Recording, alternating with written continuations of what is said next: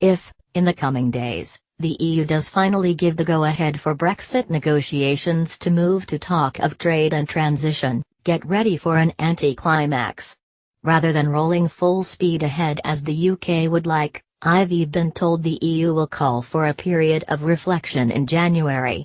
Essentially for two reasons. The EU insists it won't agree to a transition period without being clear what EU-UK relationship it will be transitioning to. In Brexit good news this week, the pound climbed to its highest level in 2 months against the dollar, fueled by optimism about a Brexit breakthrough. The bad news, those on the inside, working furiously towards making the deal happen, have become less optimistic about moving to the next stage of Brexit talks anytime soon.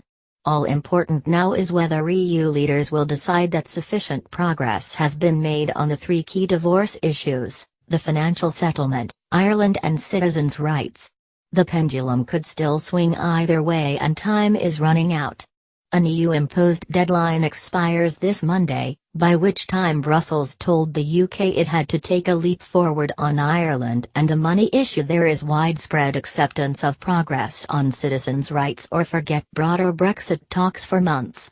Theresa May travels to Brussels as the deadline runs out, rather like a grim-faced Cinderella determined to hold onto her carriage even on the stroke of midnight. Going back to our cheery financial markets, they were reacting to news of progress on the financial settlement. That, for months, had been the main obstacle in the way of expanding Brexit talks.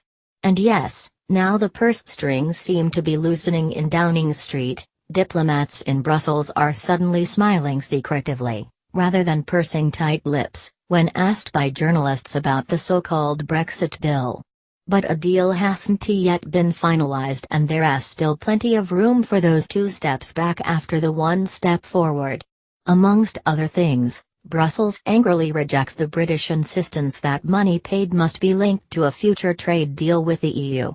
The EU says the so-called Brexit bill pertains to the past, the UK honouring financial commitments made while an EU member. Nothing to do with the future, it claims. There's little trust between the two sides at his point. Even if the UK promises to pay up, Brussels frets it may later withdraw the offer if Brexit negotiations don't go Britain's way. So we can mark the money issue as progress. But now to Ireland. The Irish border has, without doubt, suddenly overtaken finances as the most challenging Brexit divorce issue. The complications were always there, of course. Downing Street wants a Brexit where the UK leaves the single market and European Customs Union, yet at the same time the Prime Minister says she is committed to avoiding the reintroduction of a hard border between Northern Ireland and the Irish Republic.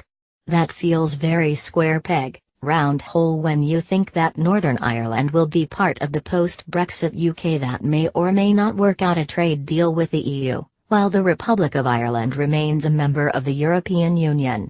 Ireland became increasingly frustrated with the media/Brussels/London obsession with the Brexit bill. It was also outraged by the British assertion that the Ireland border conundrum could only be sorted in Phase 2 of Brexit negotiations, outlining future EU-UK relations.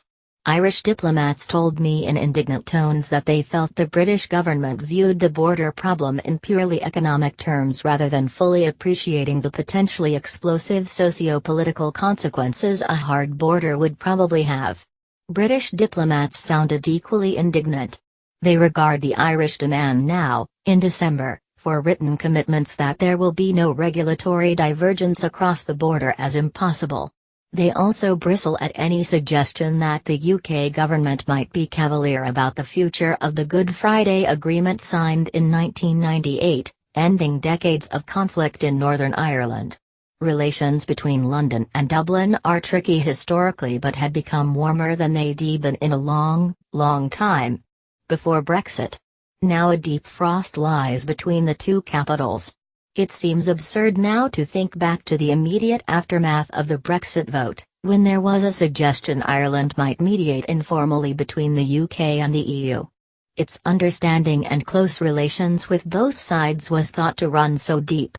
Now Ireland has joined the ranks of other former close allies of the UK in EU circles, like Denmark and the Netherlands, that make it plain, they have become increasingly alienated from the UK during the Brexit process to date.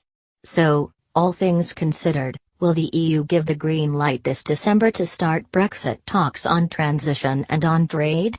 Both sides want to move on. But I'd say what looked probable such a short time ago is still possible, but far from definite.